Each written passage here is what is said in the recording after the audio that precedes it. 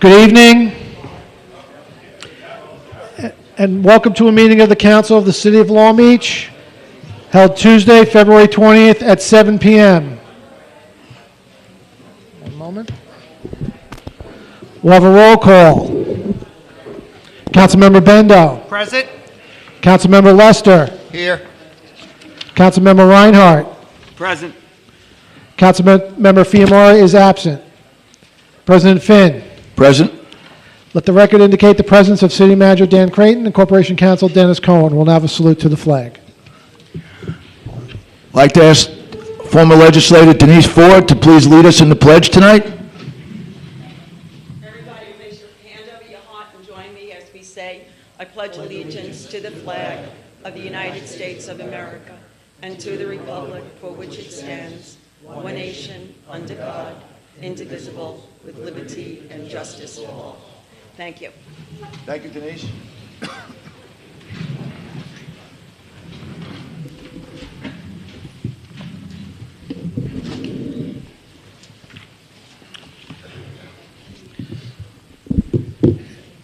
And before we get started, just as a reminder, item 9 has been taken off the calendar. Item 9 has been taken off the calendar. I'd like to ask City Manager Creighton to give us the City Manager's report. Okay, thank you, President Finn. Good evening. It has been an active period since we last met. First and foremost, let me thank and congratulate both our paid and volunteer firefighters. Yesterday, there was a 2-alarm fire on West Broadway. Department personnel arrived on scene and successfully put out the fire. I went there personally afterwards to observe the damage. I must say it could have been much, much worse. Thank you to all who responded. A great job, and thank you for keeping Long Beach safe. I would also like, thank you.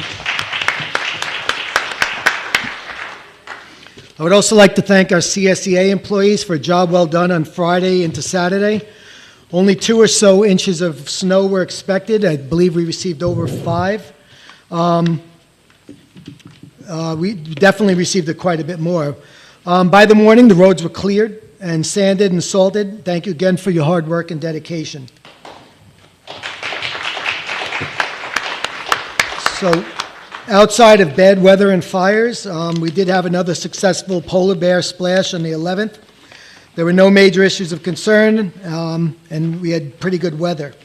A good time was had by all in attendance, and I believe they raised the most money that they've raised to date. I believe $736,000, which is quite a feat and a great event for everybody. For regular business, we continued and completed the first round of budget meetings with department heads. I believe we had 15 more meetings since we last met.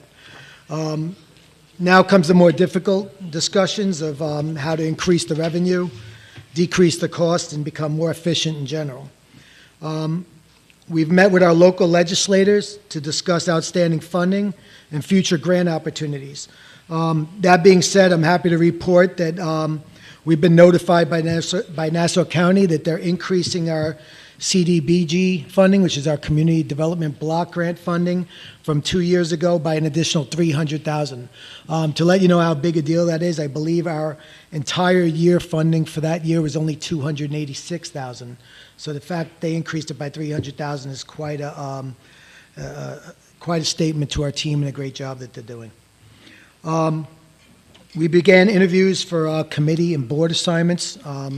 So we'll be looking at that and trying to get all of our committees and boards filled. We continue to meet with our city contract holders to discuss any possibilities of reducing costs, and also talk about how escalation is going to affect our future budgets. Specifically, the insurance companies that we work with, insurance is increasing significantly, and we're trying to figure out how we can control that and reduce costs in any way possible. Finally, Patty Bourne is here for our planning department. So under item 2, she'll be discussing the CDBG program that I just mentioned that we got increased funding for, and talk about our our 50th year commitment to that program and what sort of money we can get. And Joe Miller is also here, our local fire commissioner, to talk about the LoSAP program, which is the Length of Service Awards program, under item 4. So I believe that's all I have for now, and then go into the public hearings. Thank you, Dan. Appreciate it. Okay, our first item this evening is a public hearing for a resolution granting waiver of off-street parking requirements for premise 1024 West Beach Street, Long Beach, New York. Okay. I believe the owners of the business are here. And we declare the hearing open. The city manager will give us the details. Yeah, so just real quick, this is a public hearing to grant a waiver of off-street parking for future bubble tea shop at 1024 West Beach Street. This is an existing non-conforming situation, so I believe the owners are here to speak about it, and we'll hear from them and decide from there. Thank you. Go ahead. What's the question? If you could explain the nature of the business and explain the nature of the business and why you're here. Okay. So just give us your name and your address. And My name is Huan Chi Jiang. The business. so you got to take that microphone, speak right into it. Yeah. There you go. Okay. My name is Huan Chi. Put it right against your mouth. My name is Huan Chi, and the address 1024 West Beach. Okay. And what's the nature of the business? We serve like bubble teas and like donuts and some fried chickens. Put it right up to your mouth. We serve bubble teas, mochi donuts, and some Korean fried chickens. Okay. So the nature of this hearing is about the off-street parking.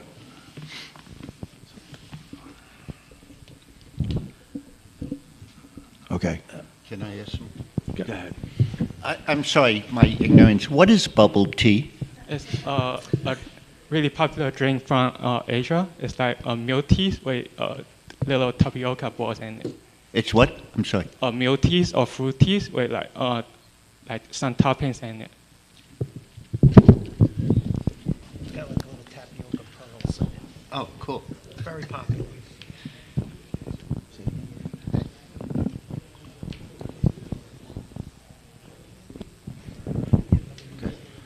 So how many employees will be working in the shop at any given time? Right now, around like 3 or 4. 3 or 4, and the amount of customers, let's say, on any given day?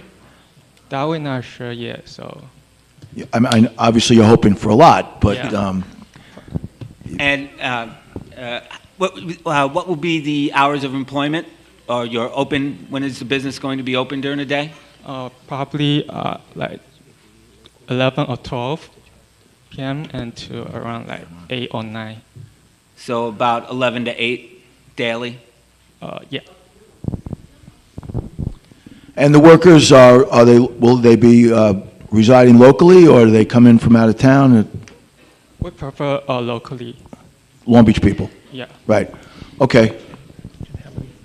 And, how many deliveries do you expect to have each week? Probably like 2 or 3, depending on the business. Okay.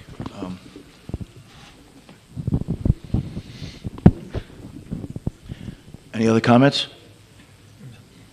Comments? Any comments from the public? Thank you. I think I recognize you.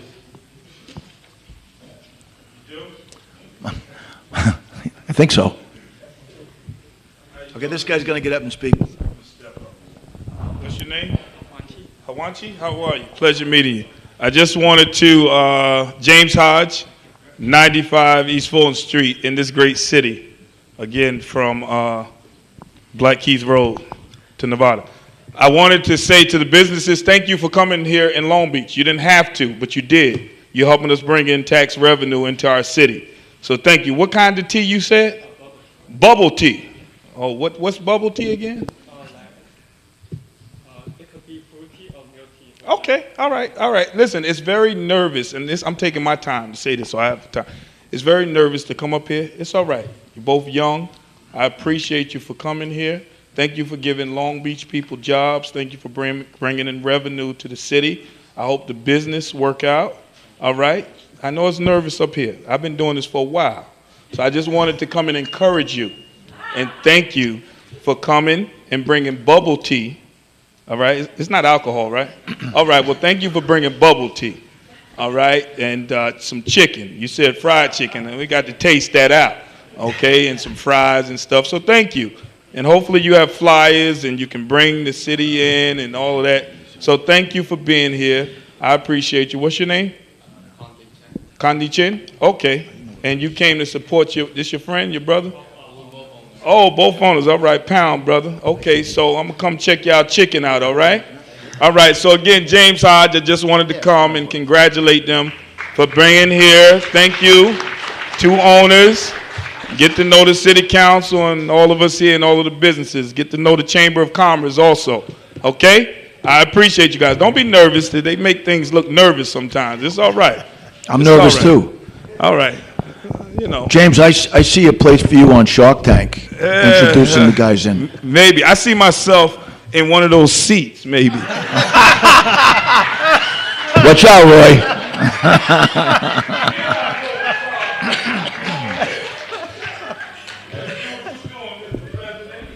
Thank you, guys. Okay, close the hearing. Close the hearing. We're going to close the hearing now. Okay, and we're going to vote on this item out of order. So this public hearing was with item number 1, a resolution granting waiver of off-street parking requirements for premise 1024 West Beach Street floor. Who introduce and move the adoption of this item? I do. Second? I will. Voting, Councilmember Bendo. For those of you that haven't tried Korean fried chicken, I'm very happy to hear you're doing Korean fried chicken. You're in for a big treat. Yes. Welcome to Long Beach. Councilmember Lester. Yes. Councilmember Reinhardt. And it's very spicy. Yes, yes. President Finn. I love all Korean food, especially bibimbap. You think you could put bibimbap on the? No. Uh-oh. I'm still voting yes. Okay, item passes. Okay.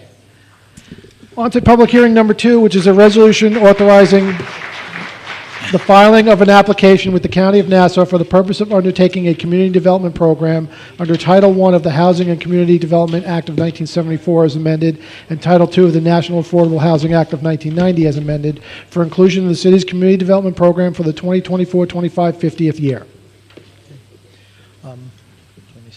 I'm going to declare the meeting open, the hearing open. So this is for a public hearing and eventually resolution authorizing the city to file an application to the County of Nassau for their 50th year of community development program for the 2024-25 fiscal year. These are for our community development block grant program, in which we've recently received, this was what I was mentioning earlier, an additional $300,000 for the 2022-23 year. So this is going to be the application for this coming fiscal year. I've asked Patty Bourne and Tyler to come up and speak to some of the items so that you're aware of what's included, and also to give you a little background on the CDBG and what sort of funds and what sort of programs qualify for the CDBG grants, if you could. Thank you, Patty. Good evening. I'm Patty Bourne from the Department of Economic Development and Planning, and Tyler Huffman is with me, who's director of our Community Development Program. And I'd like to follow up on what the city manager said.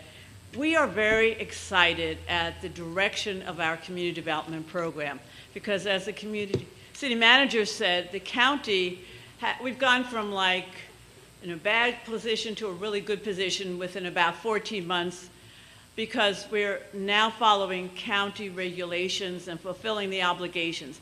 Therefore, we got the additional funds that the city manager mentioned, but we're also looking optimistically for more funds for the next year than we've gotten in the past, because we're working closely with the county. The way the program works is, these are federal funds from the U.S. Department of Housing and Urban Development. The funds are first given to Nassau County. Nassau County then divides it up within the members of what they call the Urban Consortium, of which Long Beach is one member. And the funding allocation is based on a federal formula, and there are two basic national objectives. One is to benefit low and moderate income people, and the other is to aid in the prevention or elimination of slums and blight, which is kind of like redevelopment, because slums and blight are really old words, but of course the federal act is over 50 years old, so that was what they used at the time. Now I'm going to turn it over to Tyler to talk a little bit about the specifics, because we look forward to hearing ideas tonight on how to use the funds. Hi. I just want to say to the new council members that I haven't met yet, it's nice to meet you all. Looking forward to working with you guys moving forward. As Patty mentioned, this is funding that we apply for every year, so I just wanted to give you a breakdown of how much funding we've gotten in the past and what that's used toward in the city. So last year, our allocation was $330,000. 15% of that went toward administration costs. 20% goes toward public service programs. So that funds city youth and senior programs run by the city. The remainder, about 65%, goes toward public facility upgrades. So that would be upgrades to our community centers, our parks, and our playgrounds. Just to add, because it has come up in the past, the specific percentages that Tyler just mentioned are based upon federal legislation. So we can't go any higher for public service, for example, or administrative, even though we'd like to. Those are set by federal standards. Right. So we apply two very strict criteria for how we can use the funds, and these are directed by HUD. The first, for example, if we're using public service funds for a senior program or a youth program, we have to make sure that at least half of the participants in the program are from low to moderate income households. So we collect that household income data up front to make sure that we hit that criteria for those programs. If we're doing a public facility upgrade, we have to make sure that the project is within a low to moderate income census tract of the city. So it can't just be any neighborhood, any part of the city that you like. There's specific low to moderate income census tracts that you have to use the fundings for. That's the basic overview. If there's any questions from the council or the public, we're happy to answer at this time. Otherwise, we welcome any public comments from the public, as to what they would like to see us put into this year's application. I don't know if Patty mentioned this, but the application this year is due March 18th. So after tonight's hearing, we'll take those public comments into consideration and put them into the application. I also want to add that we'll continue to we'll take written comments through Thursday, through the end of the day, and we can put this on the city's website for everyone to have. But those comments can be emailed to community@longbeachny.gov. And that's it. Thank you. Any questions on the council? Thank you, Patty and Tyler. Can you just talk about the process after you receive comments from council, from the public? What is the process of what actually gets put onto the application? Is there a process that goes along with that? We are encouraged to ask for more money than we've gotten in the past. So we look to ask for maybe $500,000 to $600,000, and we need to write it up in such a way to make the best points that we can to meet the federal criteria. And then it's up to the county. The process with the county is they review it internally, it goes to the county executive, and then it goes to HUD, and eventually it goes to the legislature. And in between there is when they tell us how much we're getting, because they don't know what they're getting from all over the county. And of course, we feel we're shining so much more than we have in the past, and therefore we should get a good amount. Thank you. Patty, I'm sorry, you said 20% goes to programs, 65% goes to a structure, infrastructure? It's public facility upgrades. Okay. Right.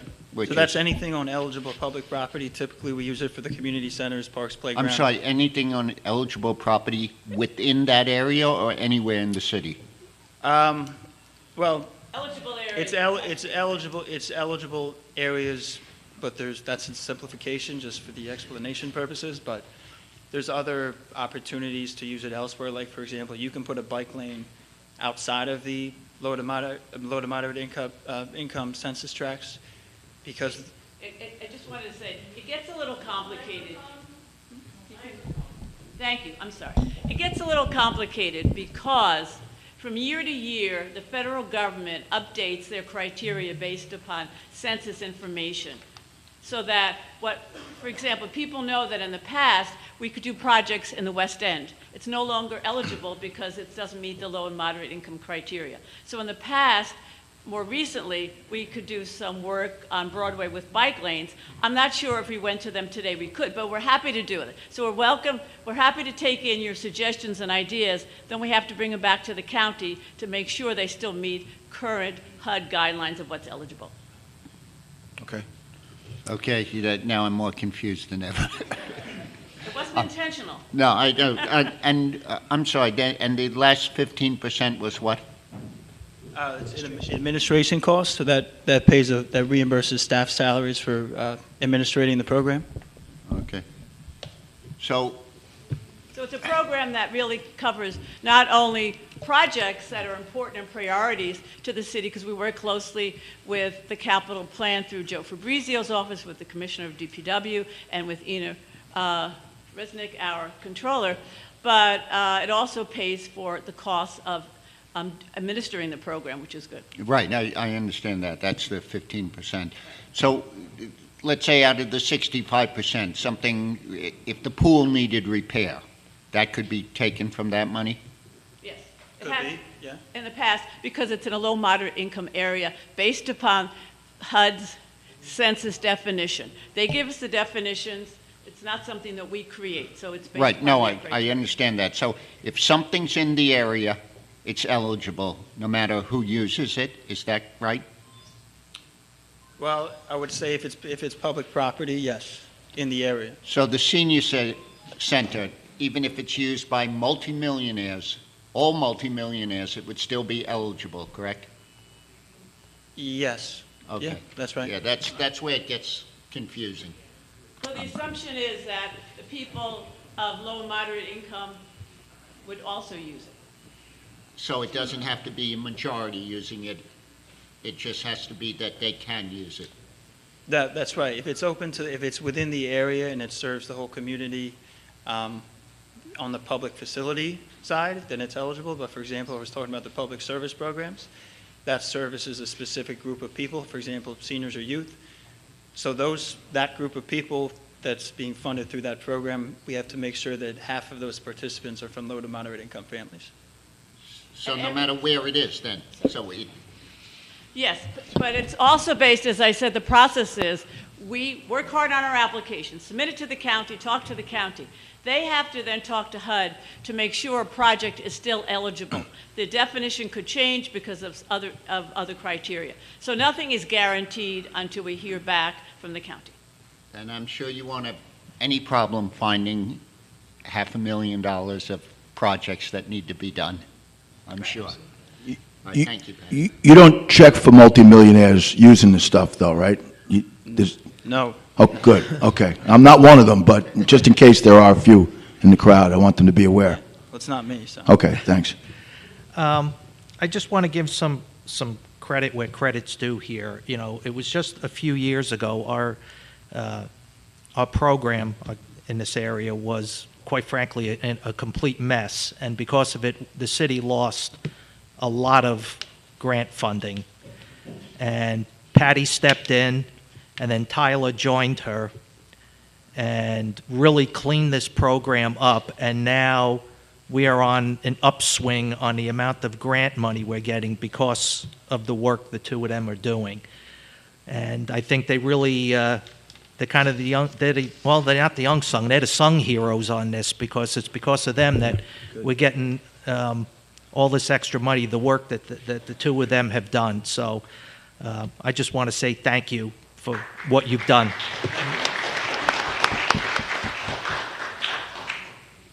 Thanks, John. Any comments from the public?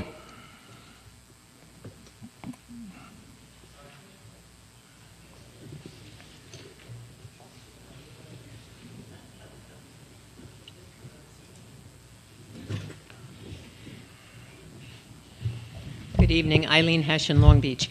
I, along with some of the other people in the room, are on the Senior Advisory Board, and we want all that money. So I'm just wondering, you said we have until Thursday to request things? You have until Thursday to send written comments, yes. And is there a special form? No, there's not a special form. You can just email them All to right, an email and address. could we ask, for example, for more instructors? Would that be something that we could Yeah, request? that's something, yes. How about building more bocce ball courts or pickleball courts? Would that fit? Where would you build them? Around the rec? Could be. Could be, okay. Could be, yes. And how about field trips? Would that fit? I just want Field to know trips what I would- can ask yes, for. no, yeah, that works Yeah? too. Okay. For example, we had the senior field trip to the electric light parade over Oh, in December, yes. so that's something that was covered as well, so. Very good. Thank you very much. Thank you. Another comment?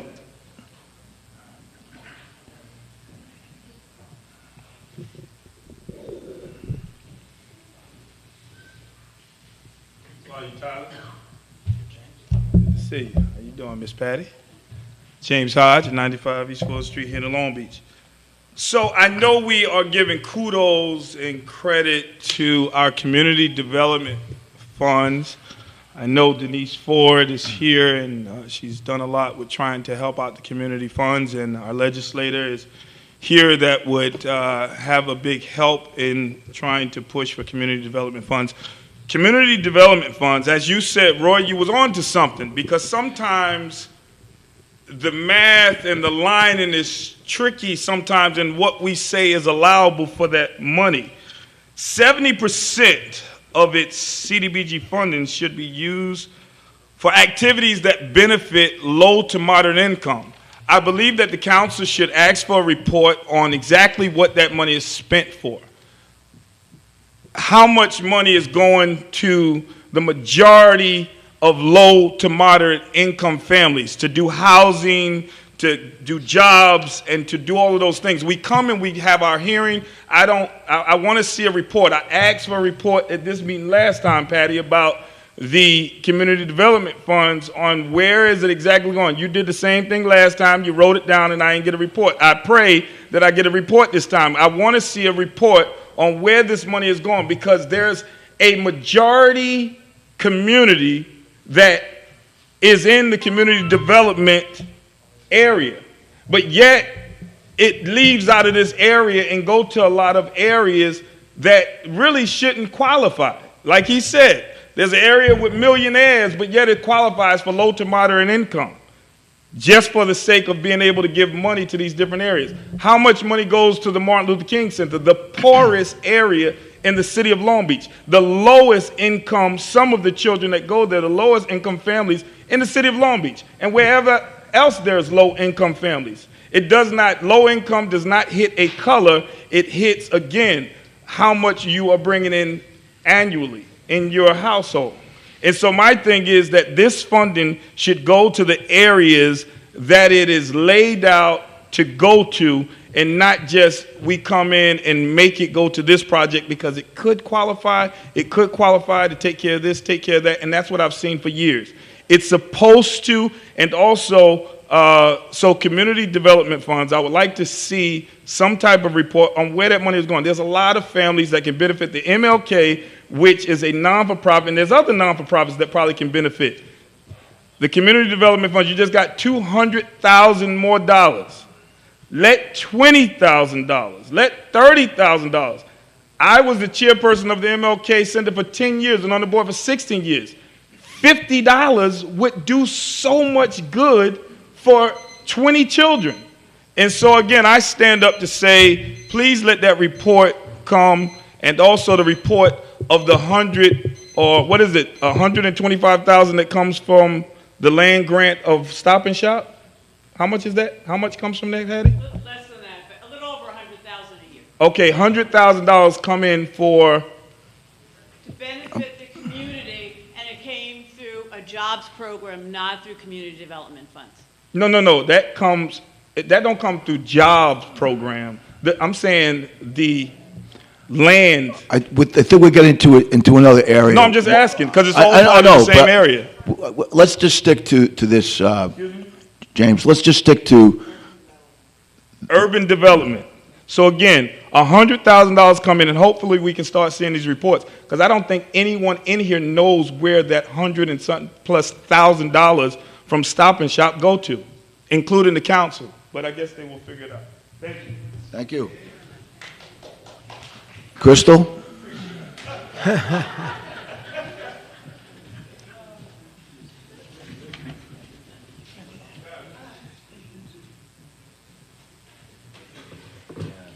still under the weather, gentlemen, so please bear with me. Good evening, gentlemen.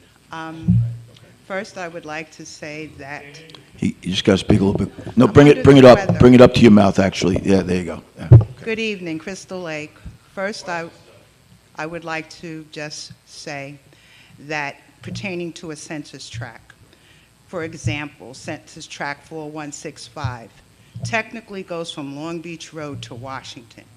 However, North Park is inclusive of that census tract. So that's where the funding kind of trickles here and trickles there. Things of that nature. And in previous years, the census data was not updated. So the old demographics, the funding was based on the old demographics where the population along the ocean side was low to moderate income, as well as other areas. So that's where the funding kind of diverted. Moving forward, at once upon a time, the funding was almost approximately up towards $1 million yearly. However, we know it has decreased greatly. I think at this point in time, it would be beneficial, gentlemen, to ask for housing funds, land acquisition, remediation, rehab, things of that nature as well. I don't recall the last time those type of funds were asked for. Also, to address, yes, low to moderate income areas. And from the last document that I read, there was approximately 14 little tracts within the city of Long Beach that qualified based on certain data. But it wasn't the technical census tracts. It was inclusive of these little areas. So that's something that I'll forward to you later on, so you'll have a better understanding. So that's what happened previously. So along the boardwalk, yes, there was a lot of work done on the ocean side because of the old census data. So moving forward, I hope that you would apply for, like there used to be lotteries here, a lot of home ownership, inclusive of the land, not just the land trust. So I think moving forward, there's a great deal of opportunity to acquire these fundings if it's spread broadly, not just geared towards certain pockets of criteria. So I'll forward you the information that I have, gentlemen. Thank you for your time. Patty, would you please request those type of funds as well from home ownership, land acquisition, rehabilitation, which would benefit many. Thank you, gentlemen. Have a good evening. I hope I'm feeling better soon. Thank you. Thank you. Any further comments from the public? Okay. Okay, we'll close the hearing and move on to the next one, Dave. Okay, item three, I'm sorry, public hearing number 3 is an ordinance to amend the Code of Ordinances of the City of Long Beach regarding Appendix A zoning. You okay? You okay if I go? Yeah. So this is a public hearing, again, to amend the city code to allow for existing off-street parking exemptions to be granted to a new business as long as that new business requires an equal amount or less parking spaces based on usage. If the new business would require more spaces based on usage, the existing business, more spaces than the existing business, the existing procedures would still apply. So again, this would basically be, would allow the bubble tea place that we voted on earlier to have been given that variance almost as of right. So we wouldn't have needed that public hearing, which would have been easier for the business to do business and allowed the process to be just much smoother. So that's why we're trying to change this code right now. All right, thank you. Any comments from the council? And I don't know if anyone has the answer to this right now. Economically, forget the cost of, everything we go through. What would we lose in the fees? Application process. Yeah, if you don't know. I don't know. No. I don't know. I was going to check on that. I did not get that information for you. I will check with the zoning board and see how many variances we've given based on this application process. Do you know how much it is, the cost? I am not positive. Scott, is it $150 for a variance for public parking? Sorry to put you on the spot, Scott, but I figure you know this. So, like the gentleman that we're here tonight, that wouldn't be a zoning variance. The way the code is written, any business with a frontage of 20 feet or less, the waiver of off-street parking comes to the council. Anything greater than 20 feet then goes to the zoning board. Gotcha. So the waiver of off-street parking that comes here is a $100 fee that the prospective business would pay prior to coming up for a hearing. Probably over the course of a 12-month period, if we had 20, it would be a lot. So, that you're talking, $2,000 at the most of revenue that might not be coming in. But as the city manager stated, the process, somebody applies, depending on their timing, it could be delay them opening a new business or being able to do work to get in anywhere from 4 to 8 weeks, depending on the timing of the process and the meeting schedule. Thank you, Scott. Thank you, Scott. Before you walk away. I want to make, I'm sorry, go ahead, John. Well, just a quick question. Can you think of an instance in the past where this process was used to potentially stop a business from opening that might have been undesirable for the neighborhood or for Long Beach? I don't recall that occurring, and the issue comes in, and as I always say, I think I'm a lawyer, but I'm not, so I might defer to Dennis on this. But if it's an allowable use and it was denied for that reason, I would think it would be deemed arbitrary and capricious, and we would probably lose in an Article 78 proceeding. Okay. You don't want to back me up? Yeah, I mean, there's certain criteria that has to be considered, and if other criteria is considered that's not permissible, then yeah, we would be on shaky ground. Okay. So it's not a mechanism to stop, like I said, I'll take it to an extreme, a pornographic shop of some kind. We actually do have legislation in the zoning code preventing that. Okay, I was using that as an example. But perfect whatever it example, might be. and I use this as an example, the Stop and Shop shopping center. Any allowable business can go in there and open up without needing a waiver of off-street parking because they have more than enough parking by code for any business. So it'd be very hard for us to deny based upon use only. Okay. I think that the idea is also, what we're talking about here is to sort of streamline the process so that we're not putting obstacles and impediments in the way of, businesses that could be helpful to the city and something that'll be a positive addition. No, I don't disagree. I'm just saying this current process is the only step in the process where either the council or the zoning board has a review role of the businesses coming to the city. And now we would be removing that. Yeah. The only other thing I would add to this is that in pretty much all of the cases, and Scott, you could correct me if I'm wrong, these are pre-existing non-conforming situations. So the businesses are in places where there is no way to add parking. And so if that's the case, you're going to really hurt your commercial districts and the ability to do business if we're going to make it where we require them to add parking to spots that to places that have no ability to put in spots. Right, it's really a majority of our business district, it's an impossibility to add off-street parking, and, you know, it would be a great hardship. Thank you, Scott. Thank you, Scott. Any other comments from the council? Comments from the public?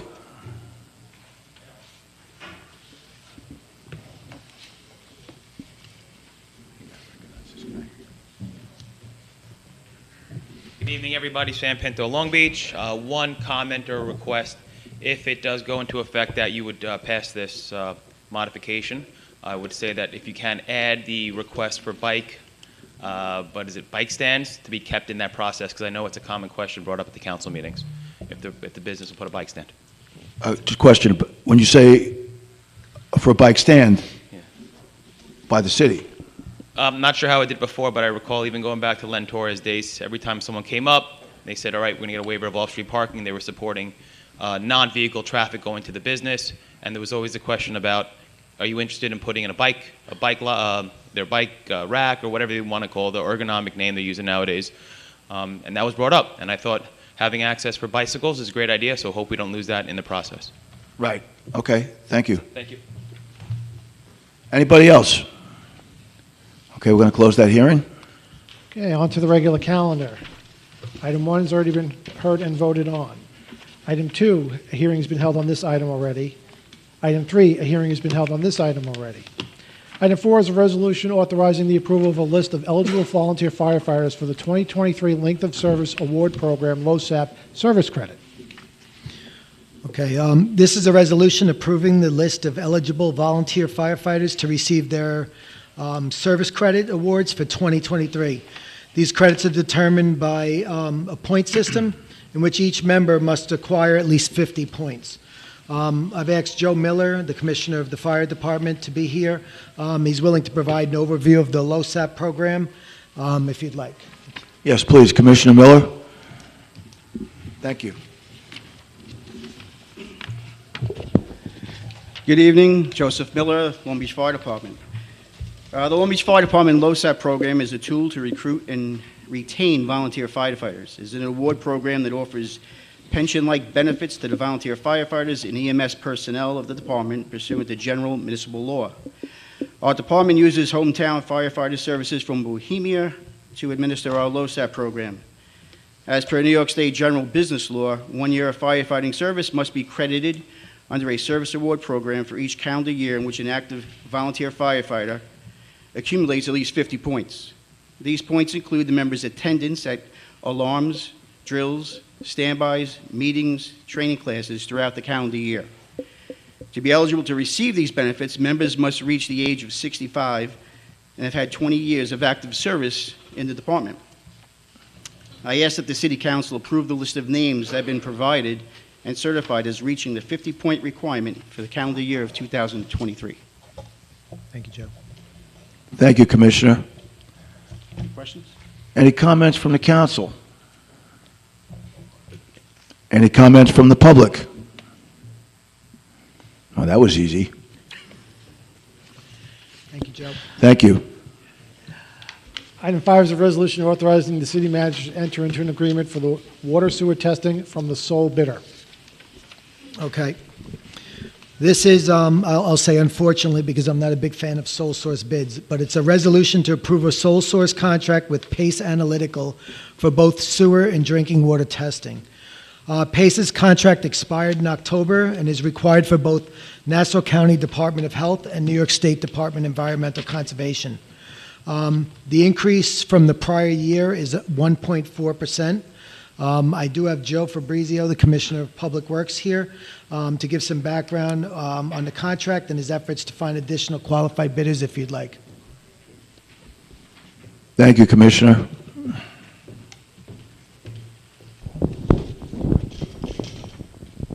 Good evening, Joe Fabrizio, Commissioner of Public Works. Dan stole some of my thunder and my points, but I'm going to go through them anyway. Forgive me if I'm repeating. On Monday, February 5th, 2024, at 11 a.m., the Department of Purchasing received one bid, a sole source bid, for water sewer testing in the amount of $68,893 from Pace Analytical. The testing specified is for potable water, which is from the Nassau County Department of Health, and for wastewater, which is governed by the New York State Department of Environmental Conservation. The current contract is held by Pace Analytical, which expired, as Dan said, in October of 2023. The reason that we let it expire is because we were waiting for the water quality monitoring report for Nassau County, which basically dictates which chemicals we have to test for. Unfortunately, we never received it for 2023 or 24, so we basically had to put out the bid later than we wanted to, basically the same bid with no changes. The contract prices for the last 3 years was $68,893, which is the current bid, $67,955 from a year ago, and $65,535. As Dan said, it was only a 1.4% increase from last year. We realize there's only one bidder, which of course we frown upon, but just to let you know, we did advertise as required in the Long Beach Tribune. Our purchasing agent advertises on BidNet. We also sent the notice to 11 prospective bidders, and I personally called the only other vendor that I'm aware of, which is Long Island Analytical, and they're out in Holbrook, and their response was it was too far for them to come and collect the samples, and because they have to do that 4 times a month, 10 samples a week. So therefore, I recommend going forward with the sole source bid for Pace Analytical. If you have any questions, I'll be happy to answer them. Joe, a few weeks ago, we found salt water in one of our wells. Is this something that would pick that up, or is that a separate testing? And that testing would be done under Pace Analytical. That's correct. So they would pick it up. We don't have any way to determine when our wells pull salt water in. Well, what would happen right now? That well is not active. Right. Pending the work that we're going to do there that we discussed, I think, at the last council meeting, which was to put a packer about 200 feet down inside the well. But was that discovered by Pace or by us? It was discovered by, well, we do the samples, they come and collect the samples, and they give us the results of the samples. So in this case, we did testing when well number 17 was pumped, so to speak, and in the first maybe 5 minutes, we're getting extremely high chloride readings, and then it dissipates to 0 after like 15, 20 minutes. And this is, it's been repeated over and over again. So that's the problem that we're dealing with. No, but what I'm trying to determine, was that something we found, or was that something that we had to wait to go out that they found? As far as the chlorides, chloride readings, those were samples that we took that Pace Analytical evaluated. So they test the samples. They tested the samples, correct. So how did we know that 20 minutes later it would stop? Because they do them on a time-lapse basis, the okay. samples. They'll do them in intervals. Like 1 minute, 5 minute, 10 minute. They do it at different intervals. Okay. So that would be the first indication of salt water would be through them. Right, and we don't have any problems like that at any other of our production wells. They all fall within normal limits, all of our other wells. It's just that one well, and this is a prime example of why we need this testing. Right. Pace Analytical is well known. They're respected. They're in Melville, relatively close, and we've been using them. As far as I know, it's been as far back as 2006. That's how far back I checked before this meeting, and we've never had any problems. So theoretically, if we hit a mine of salt water, which is the fear that everybody has with the aquifer, we wouldn't know that for how long? A week or two? Is that? No, they test regularly at the well, so no, you would know. The tests come back that quickly? That quickly, yes. Yeah, okay. Yeah, I don't want to get into too much detail, but we just had a problem where we had a water main break, and they got the sample results within 24 hours. Okay. I mean, it's that fast. All right, thank you. You're welcome. And Joe, not to get into too much detail, but just explain how often they do test. Yeah, so what they do now is, for example, they do 10 samples a week and 40 a month at various locations. We have sampling stations. I don't know if you've ever seen one. For example, there's one on the corner of, in the Center Mall at the intersection of Penn and Neptune. It's like a little green box. You'll see them all throughout town. There's about 7 or 8 of them. and that's where we do our sampling for the water supply. So they do, that's quite extensive, the sampling that's required by the Department of Health and the DEC. Thanks. You're welcome. John? Any comments from the public? Thank you, Joe. Appreciate it. You're welcome. Thank you, Joe. You're welcome. Okay. Item 6 is a resolution authorizing the city manager to enter into an agreement to purchase a 6-ton slip-in hot box under Sourcewell contract. And I believe we have an amendment on this item. I'd like to make a motion to change the two figures in the item of $53,870 to $58,870, and to remove the wording, quote, after trade-in of the 2014 Falcon 4-ton pull-behind hot box unit, end quote, from the third whereas clause, and, quote, after trade-in of a 2014 Falcon 4-ton pull-behind hot box unit, end quote, from the resolved clause. Do I have a second? Second. Voting, Councilmember Bendo. Yes. Councilmember Lester. Yes.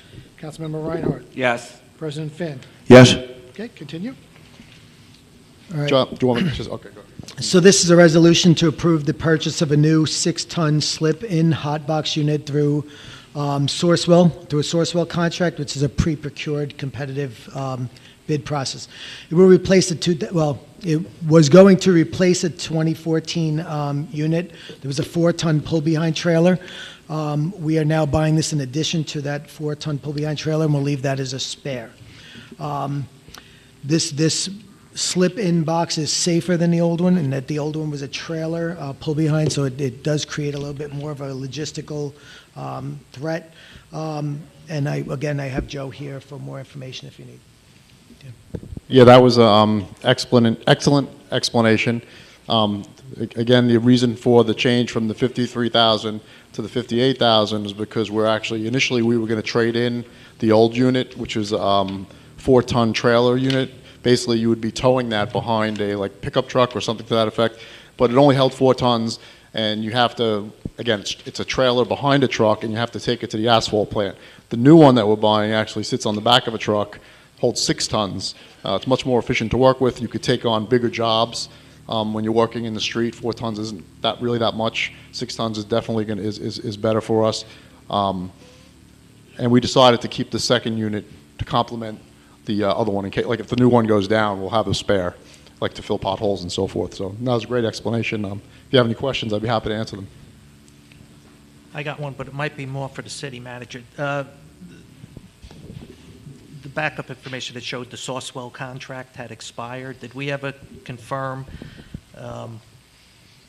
Are we getting it under that or that other? What was it? Yeah, the Sourcewell contract was extended through the Purchasing Cooperative of America. I believe it's PCA/OD. So the PCA extended to Sourcewell. Okay, that's what. Just wanted to confirm that. Joe, and I know you don't have the answer right now, but if you could get back to me how many tons of asphalt we actually use a year. Absolutely, yes. That's something I could find out easily. And just to let you know, it's a 3-year warranty and lifetime warranty on the frame. Lifetime warranty on the frame. Okay. Question. Unless we use it at the beach, right? Correct. One of the benefits of going to the 6-ton unit is it allows recycling of millings. You could reuse millings. Is that something we would ever do? I don't think realistically we would do that. No, I don't think we have the ability to do that. We don't have the machinery to do that. Okay. Okay. Yeah, and one of the efficiencies that you talk about is, besides that it's safer, for driving, but also it's going to cut down in labor time as well, just because of Yes, that's actually an excellent point.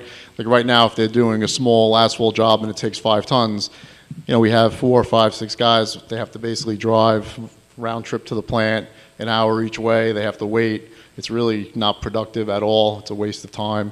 Definitely would be beneficial to have the bigger unit that could hold more asphalt. For sure, absolutely. That's a great point. Thanks. You're welcome. So actually, if we have 2 5-ton jobs, we can send the truck and the trailer out? With more You could, sure, yes. Any comments from the public? Thank you, Joe. And You're welcome. we'll keep in mind our priority list for asphalt fill-in. No, I will find out about that. Yeah. I'll find out. That's very, very easily to. Yeah, that'd be great. Thank you. No problem. Okay, item 7 is a resolution authorizing budget amendment to the capital projects fund budget. So this resolution is basically just a replenishment of funds. It replenishes $1.853 million that was paid to our contractor Basilico on the North Shore Critical Infrastructure Project. When we get reimbursed from FEMA, we'd like that money to go back into the account so that we could use it for our next payment on the North Shore Critical Infrastructure Project. So it's really just a replenishment of funds. It's just replenishing the working capital. That was an excellent explanation. Comments from the council? Comments from the public? All right, thank you. Item 8 is a resolution authorizing the city manager to withdraw funds from an AIG American Pathway annuity and authorizing the city controller to purchase an annuity product from the National Life Insurance Company. And I believe we have an amendment on this item. I'd like to make a motion to change in the first resolved clause the figure of $662,162.26 to $396,704.42. Do I have a second? Second. Voting, Councilmember Bendo. Yes. Councilmember Lester. Yes. Councilmember Reinhardt. Yes. President Finn. Yes. Okay, continue. So this resolution is to shift approximately $400,000 in funds from an AIG Pathway 7-year annuity at approximately 2% interest, as well as an additional approximately $265,000 to a higher rate, which is approximately 5%, a significant increase, to a 5-year fixed annuity product. This is basically to get us more interest on the money that we have currently. We had originally invested it in the lower rate product when the interest rates were much lower than they are today. So it's basically shifting it to a higher interest rate product that's available to us today. Comments from the council? I'm sorry, you didn't give the current rates that you, I think the current rate was just under 2%, and the new rate is just over 5%. which is really a great deal.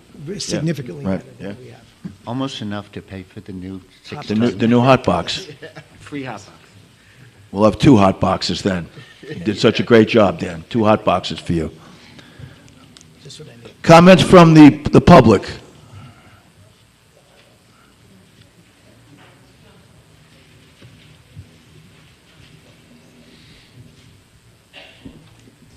Lynn, Long Beach, just quickly as a financial advisor. Wait, last can week- you give me your name again? I didn't catch it. Lynn Padian, Thank you.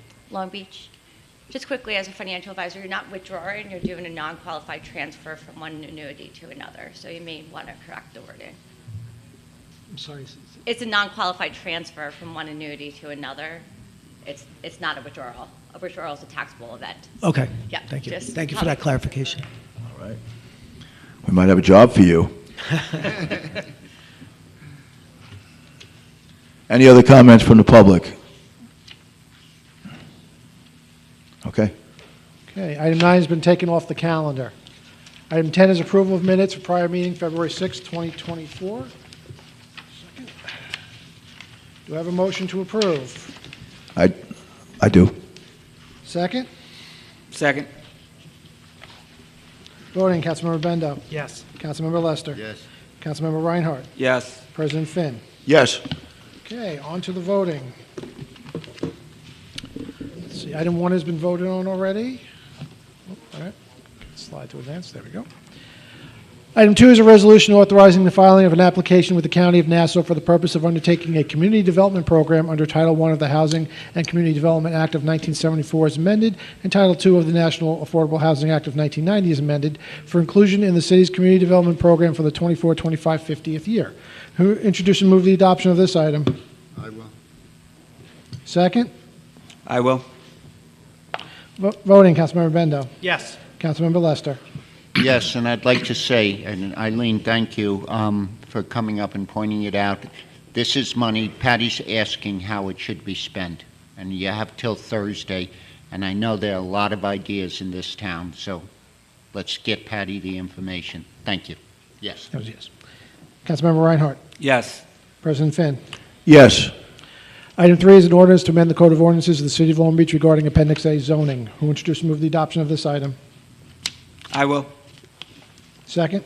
I do. Voting, Councilmember Bendo. Yes. Councilmember Lester. Yes. Councilmember Reinhardt. Yes. President Finn. Yes. Item 4 is a resolution authorizing the approval of a list of eligible volunteer firefighters for the 2023 Length of Service Award Program LoSAP Service Credit. Who will introduce and move the adoption of this item? I will. Second. Second. Voting, Councilmember Bendo. Yes. Councilmember Lester. Yes. Councilmember Reinhardt. Yes. President Finn. Yes. Item 5 is a resolution authorizing the city manager to enter into an agreement for water sewer testing with the sole bidder. Who will introduce and move the adoption of this item? I will. Sorry. Who got that? Sorry, who's first on that? I said I will. He beat me. Okay. Second? Second. Okay. Sorry, Mike. Voting, Councilmember Bendo. Yes. Councilmember Lester. Yes. Councilmember Reinhardt. Yes. President Finn. Yes. Item 6 is a resolution authorizing the city manager to enter an agreement to purchase a 6-ton slip-in hot box under a Sourcewell contract. Who will introduce and move the adoption of this item as amended? I will. Second? I will. Voting, Councilmember Bendo. Yes. Councilmember Lester. Yes. Councilmember Reinhardt. Yes. President Finn. Yes. Item 7 is a resolution authorizing budget amendment to the Capital Projects Fund budget. Who will introduce and move the adoption of this item? I will. Second? I will. Voting, Councilmember Bendo. Yes. Councilmember Lester. Yes. Councilmember Reinhardt. Yes. President Finn. Yes. Item 8 is a resolution authorizing the city manager to withdraw funds from an AIG American Pathway annuity and authorizing the city controller to purchase an annuity product from the National Life Insurance Company. Would you just move the adoption of this item? I will. Second? I will. Voting, Councilmember Bendo. Yes. Councilmember Lester. Yes. Councilmember Reinhardt. Yes. President Finn. Yes. City manager's monthly personnel report has been filed by the city clerk. Who will make a motion to close the meeting? I will. Second? I will. Voting, Councilmember Bendo. Yes. Councilmember Lester. Yes. Councilmember Reinhardt. Yes. President Finn. Yes.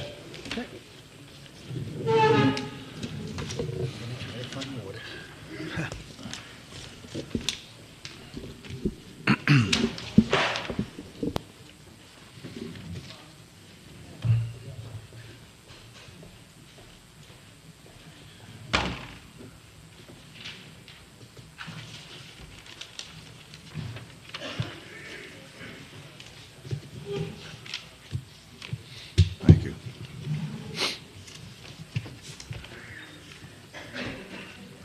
Ron Paganini?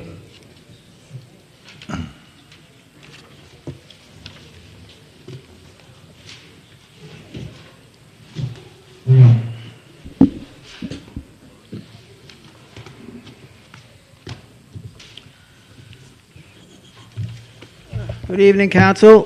Good evening, Ron Ron. Paganini, 62 Harmon Street. I have a few questions. Some of them you should know about, but I'm just going to go through them. We know that the exhaust system still doesn't work properly in the garage.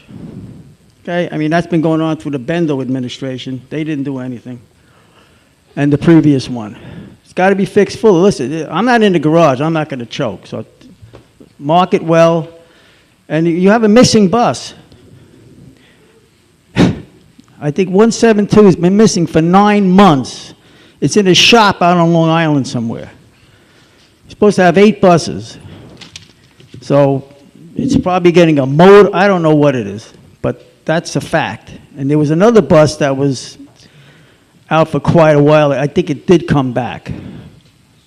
But check out the missing bus. 172.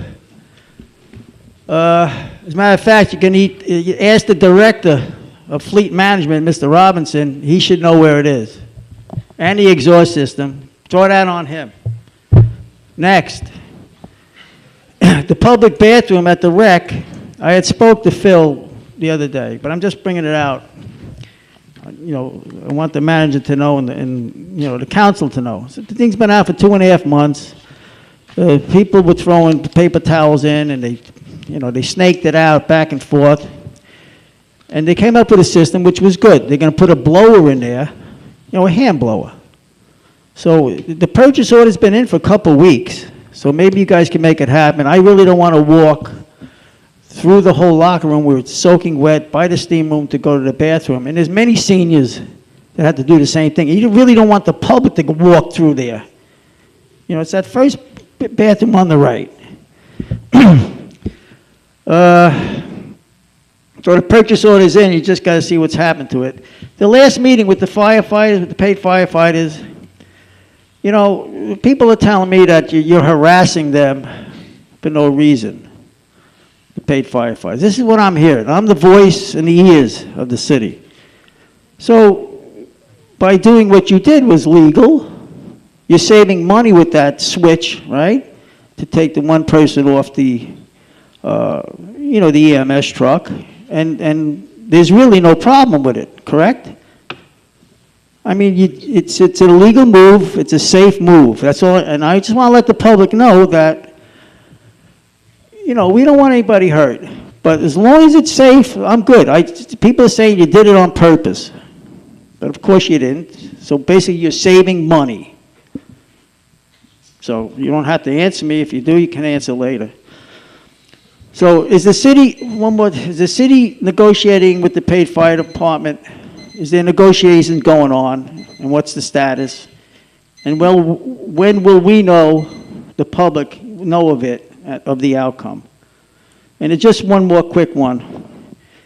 You know, in the calendar year 2023, January to the calendar year 23, the end, you know, December 31st, I just want to know what the total overtime was spent throughout the city. It wasn't under you. It's not under your, you know, command at that time. Total money spent throughout the city. The last year prior to that, the calendar year 22, was almost $5 million spent. So I'm just curious, and the people behind me are curious, basically, of what happened under the Bendo administration. This is a whole new thing. What you guys are doing is new. And I appreciate, I want to know what was the final of the spent overtime within that year, not the fiscal year, the calendar year. Could I get that? Yeah, we don't have it right now, but... No, no. Yeah, absolutely. All right, that's all I want. You have a right to know. Yeah, and thank you for running. Thank you for your service. I know it's a lot of work, a lot of headaches, but I feel pretty confident, you know, with all of you together, you can come up with something to save us from not being thrown out of the city. Thank you. All right, bye. Thank you, Ron.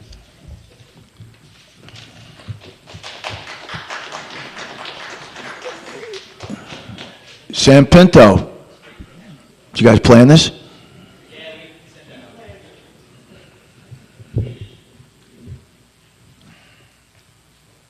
Good evening, everybody. Sam Pinto, Long Beach Professional Firefighters. Always want to thank Mr. Paganini for being the ears and eyes of the residents, as he says.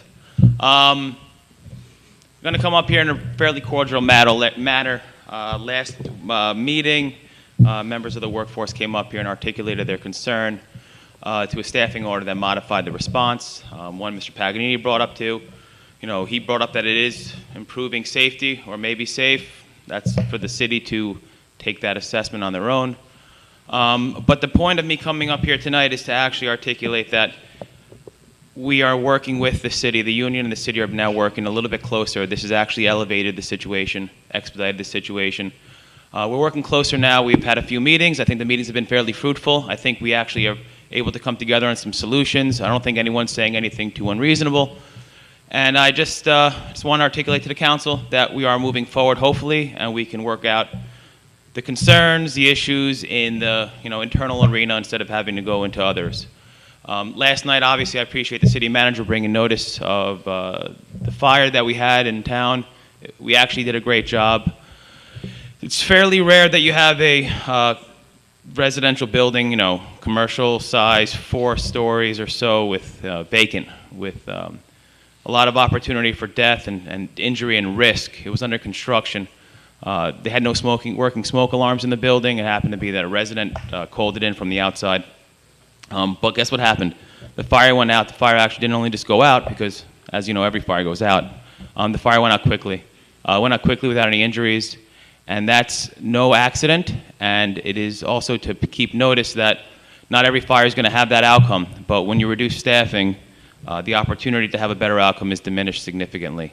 Last night at the fire, there was a whole 4-person crew on the fire engine. There wasn't a secondary emergency where the crew was then split to be put on the ambulance. Without every single person available, you reduce the opportunity to be successful. So I just hope you keep that in mind. I appreciate you listening. I know that the membership wants to work with the administration, and we look forward to doing so. Thank you. Thank you. Thank you, Sam. I just would like to say that I appreciate your comments. I appreciate the fact that the lines of communication are open, and as you say, maybe even more open than they have been. So that's a good thing. I have the great confidence that the city manager and the commissioner wouldn't undertake or place an order that would put anybody in jeopardy. I mean, obviously, safety is paramount. Safety of the firemen, safety of the public. So thank you for your comments. Appreciate it. Thank you.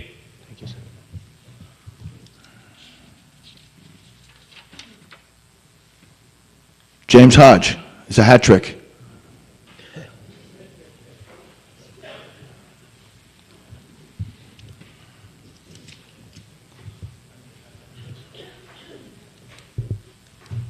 James Hodge, 95 East Fulton Street, with my friend and supporter in the front row. I just want to, again, reiterate the importance of everyone being able to have their voices heard throughout the whole city of Long Beach. And when it comes to community development funds and urban renewal funds that's coming from when Wallbounds was built, I was younger in the 80s, and all of those homes, all of those individuals, friends and family members were basically kicked out. They was gentrified. And it was a deal that they signed, a 99-year deal, that funds would go back into the immediate community that was displaced because of the development. Where those funds, millions of dollars have come in. Where those funds have gone, I don't know. And I've been looking for a report for that.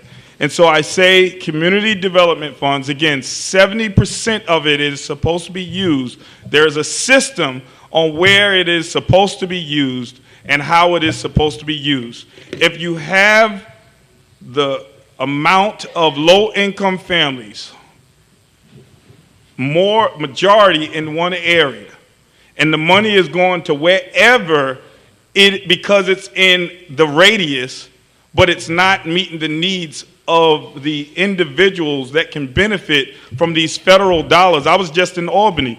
I don't need to ask the city, can I advocate on behalf of Long Beach, but I was talking to Congress people. I was talking to the governor, the senators. Look on my Facebook, many of you do anyway.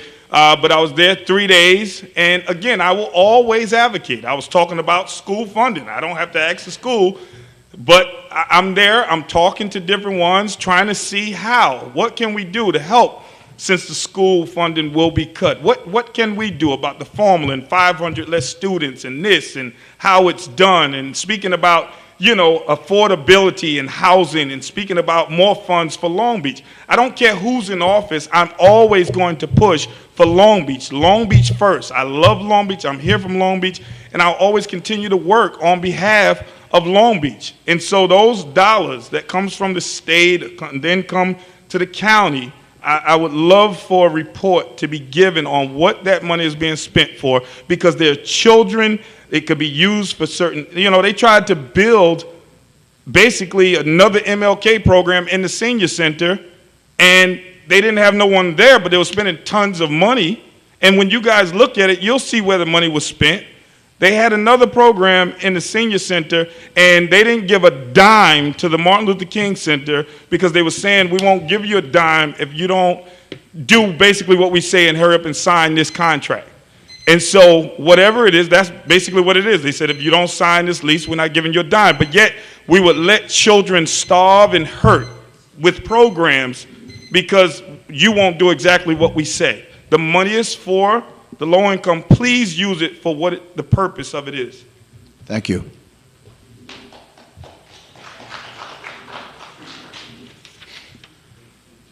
Tim Kramer.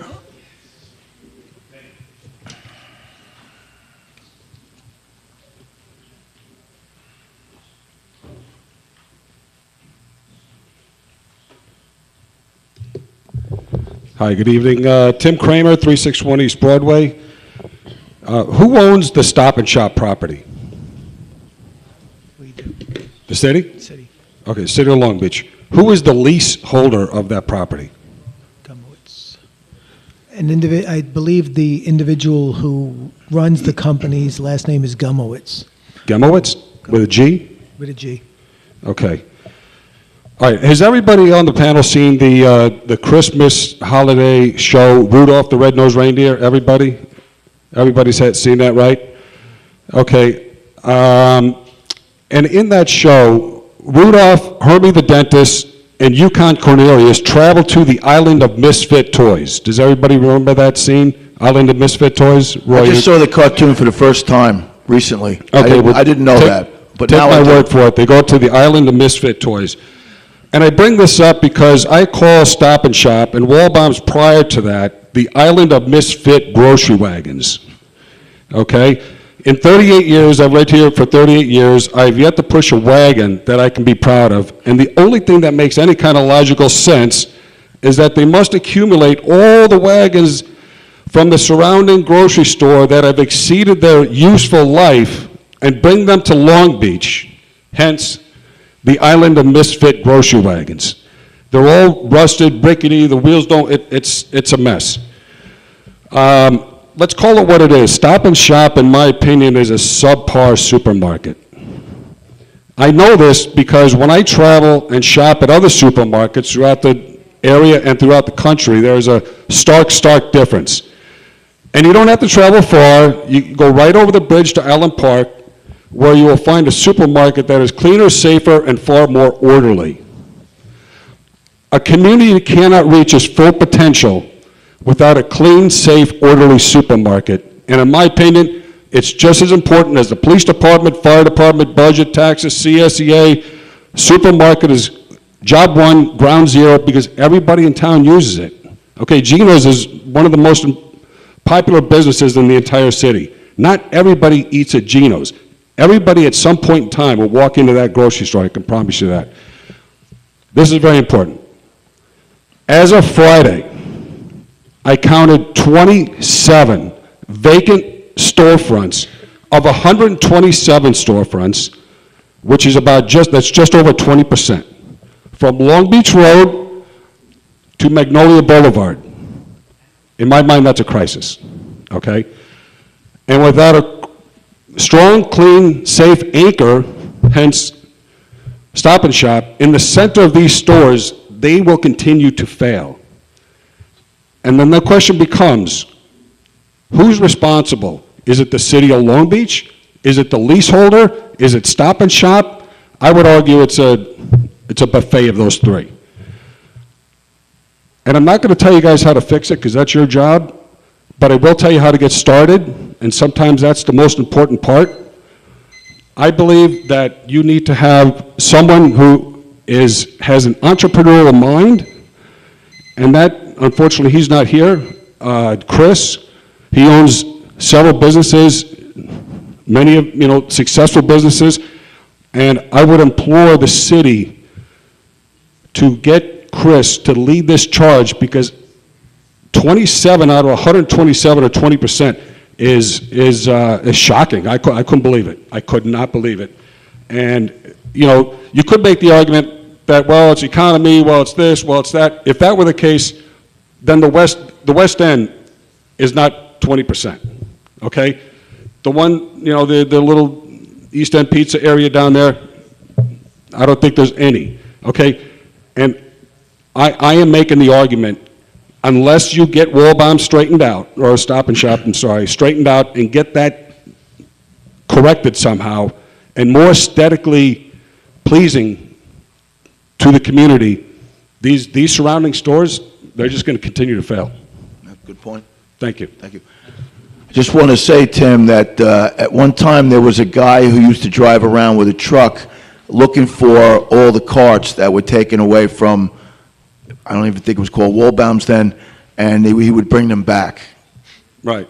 So, yeah, someone did care about those carts at one time. Well, you know, you go to, Costco's a whole different story, it's a much bigger corporation, but I have yet to push a cart through Costco that has been subpar. Okay, this place is a problem, it's got to get fixed. I'm telling you right now, this is really crucial to the... I wasn't making light of it, I was just talking about I'm not saying you are. To the fabric and to the success and to the economic engine of our city. Yeah, good point, yeah. Tag team.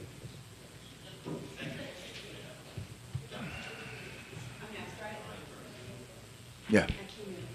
I wouldn't let you come up here if you weren't supposed to be coming up here. Come on. I get stuff right in my track. Yeah, of course. Good evening. Okay. Hello again. So as you know, we're having a rally on 310 at the request of our elected officials. The reason this is happening is because some of the members of Protect Our Coast had a Zoom conference with a few of the elected officials. Basically, the conference... Oh, what the hell? No. Sorry. Can you put that on pause? I lost my note. Oh, no. I tapped something. I'm sure you memorized them, Christina. Oh, no, because I made corrections and everything. All right, I'll just go for my email that I sent to myself. Okay. So basically, the conference was about how we as a community could reach Governor Hochul to stop the Rapid Act, which will circumvent the Article 7 process and supersede all local ordinances for them to barrel through our residential communities with 690,000 volts of high voltage cancer-causing electrical wires and years of construction to industrialize our ocean into dystopia. In attendance was Senator Patricia Canzoneri Fitzpatrick, Assemblyman Ari Brown, Pam Mulaney, Brendan, you were there. At this conference, Ari suggested we have a rally, and that we need to have upwards of 500 people in attendance so we could not be ignored. And as the dedicated citizens we are, we jumped right in and said we would help. I went home and spent a half a day creating the artful side of this flyer, which I have one for each of you. Another resident of Island Park, Michelle, put together the copy to explain what the Rapid Act is. I then launched an online petition, and Michelle and I put together this hand-signed petition together. Together, the members of Protect Our Coast are sharing our rally and petition on social media. We had over 2,000 flyers printed and are distributing them by hand and all over town. Special shout out to Karen Riskin, who works for the schools to give up her entire week to go get petitions hand-signed. Right away, I asked how we could do this legally and within the confines of the law. At the last council meeting, I asked how could we go about this together lawfully and professionally. First, I was told it would cost us $1,000 to use the boardwalk, get a podium and sound. Then I was told I should call it a protest so we don't have to pay for it. Then I was told if we called Patricia or Ari and had them request a press conference, these things would be free. And yes, our group was elated. We could do it right and not have to fundraise. But it does occur to us, why are we running around doing this? What are all of you doing? How can all of you help? You're all elected officials, and we're out here running around like chickens without heads. You're the ones with the resources and have the ability to give permissions around here. I have some suggestions. Call a mandatory union meeting on that day to get the union workers to the boardwalk. Put it on social media. Create postcards.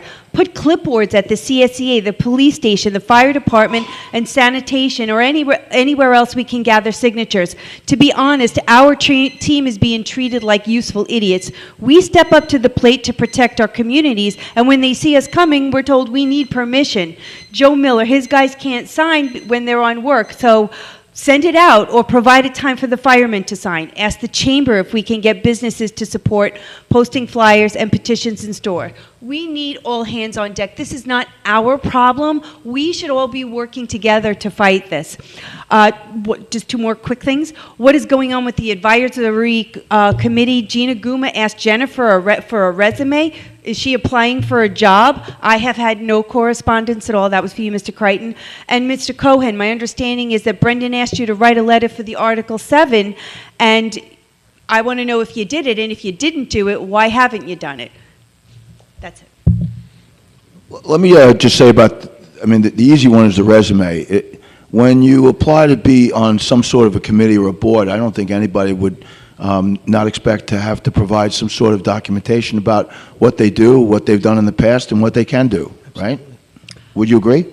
Well, our resumes, I mean, like other than, I didn't receive any correspondence at all. But Jennifer is like, I've been an airline stewardess. I don't have a resume that resonates with being on an advisory committee. But it's like a CV, so it's not just limited to work, it's experience, it's what you've done in life. That's what a resume or a CV is. I mean, I don't think it's really out of line to ask anybody for a CV.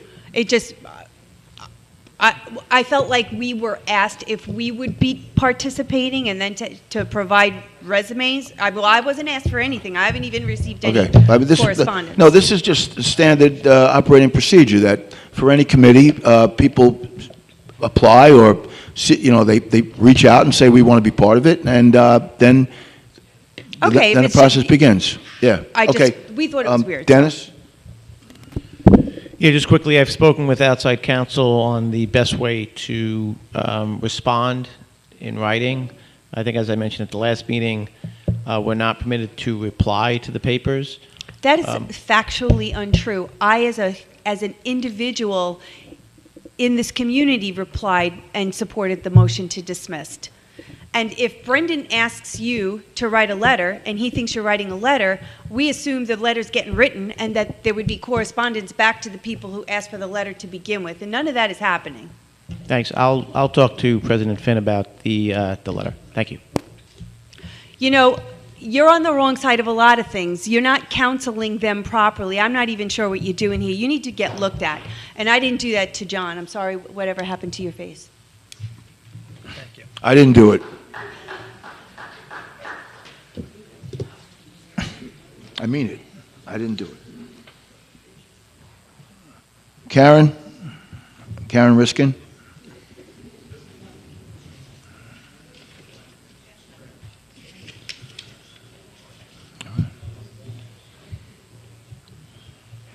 Hi, good evening. I have a few things to talk about. Firstly is I met with Mr. Crichton today and Mr. Ragona, and an email was supposed to go out to the various departments, and one was supposed to go out to Christina, so she'll have a memo as to see what's being said. And I was told that Mr. Cohn was going to get the information from Mr. Ragona, and he was going to send out the emails. Did they go out? Because she didn't receive hers. Which email? Which email is this? It has to do with getting permission for the various departments. Phil Ragona is going to come up and answer the question. I'm sorry, excuse me? Phil Ragona is right behind you. Oh. Thank you. Hello. Hi. I didn't know. Thank you, Phil. You're welcome. This is our Deputy City Manager, Phil Ragona. Hi. Very happy to have him. Thank you. Thank you, Brendan. I spoke to you today. Yes. And in fact, I did research it. You wanted to ask to have petitions signed within City Hall while the employees were working. No, I didn't. Well, you said, can I get signatures in City Hall? No, I didn't. Okay, so I'll just say that, in fact, you cannot get, I'll pass that. You cannot get signatures from city employees while they're working. You can't do that. So I advised you today that I would speak to Corporation Counsel in regards to it, and I did, and I sent out a letter to all the department heads after I got advice from council that, in fact, any employee of the city of Long Beach, when they're off duty and not working, can do whatever political action or support that they want to do when they're not working. And I advised you of same, and I sent a letter out to all department heads today. Well, I'm glad to hear that, because Christina, I've never... we never Just talked address about the Brazil. questions to me, and I'll address them to Sure. Phil. I had sorry. spoken to Mr. Crichton's secretary, or the woman who works in his office. Right. And I said that I called right back, and I said that Christina Kramer wanted a copy of it also. She said she would let him know, Mr. Cohn, excuse me, know that she wanted one as well, but she never received it. So that would lead me to think that it was never sent. That was today? Yes. Well, right, okay. We'll have to look into it. I mean, if it happened today, we'll look into it, and we'll have an answer for you, but it won't be right now. Sorry about that. Well, the only thing I need to know is if it went out, and if it did, that's great. And if you could just send her a copy of it tomorrow or later, Okay. whatever's easiest, Okay, that would be appreciated. I'll find out. I'll look into it. And as far as what I was talking about with Mr. Ragona, I know that they can't do it during their work days, and that's totally acceptable. Okay. I was going to meet them outside the buildings at the end of their work days. That was my plan. Then I spoke to several other people as I was walking through the various buildings, and they suggested that coming up here on an off time with the entire union, as they've done in the past, which I learned about, that they could do it up here, and we can get everybody signed in all the unions in one time. They would all be called up here. Can I want to interject something. Please. I don't know if it's the greatest idea. You could try to do whatever it is you want to do, but in terms of doing it in City Hall, there is this sort of, I would say, no matter who you are or who you vote for or what party you're a member of, there's probably this presumption that people are watching you. People are watching you get involved politically, and it's just probably not a good look. I'm just speaking in terms of a regular person. You know, I'm working in City Hall, and someone comes up and says, "Sign this petition." No, I that's said, not, I don't. No, that's not what we're doing. Some of these people don't even know what's going on in the city. They have no idea. All that's being Right, but done I'm- is we're going to tell them, and then it's their choice to make Yeah. to sign or not. I understand what you're saying, and you know how I feel about this personally, but Yes. it's in City Hall. So right off the bat, we have I won't call it a problem, but certainly it's questionable. That's all I'm saying to you. But on the other hand, right now, you could kind of say that we're in a crisis, and we really need to come together with as best much ammunition as we can get. Right, so- to make something positive turn around. Exactly right, and I think if we maintain a positive attitude, we will get better results than if we attack.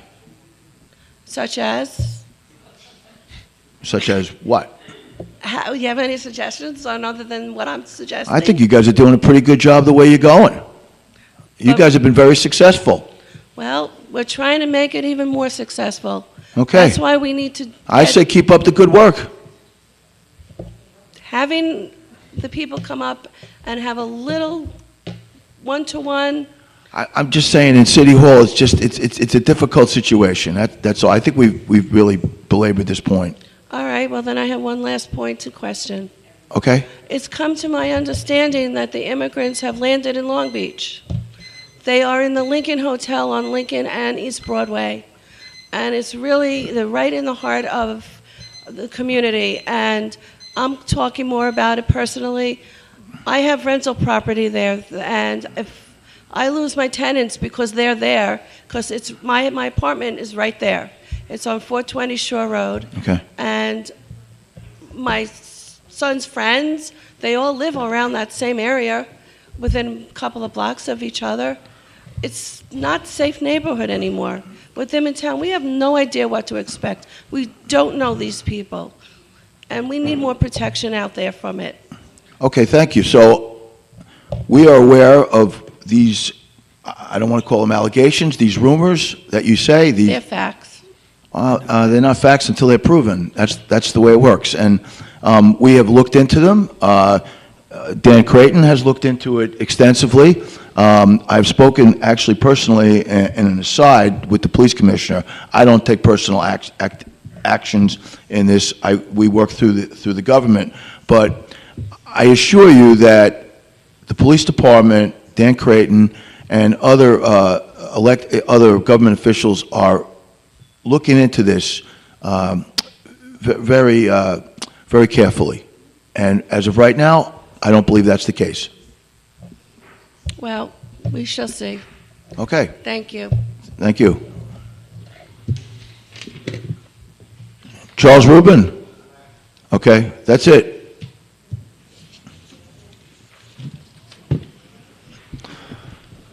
You done?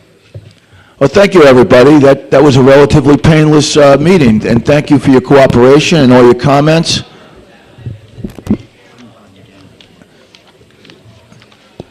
Arrive home safely. Listen, the girl who sang the national anthem at our inauguration. Sure.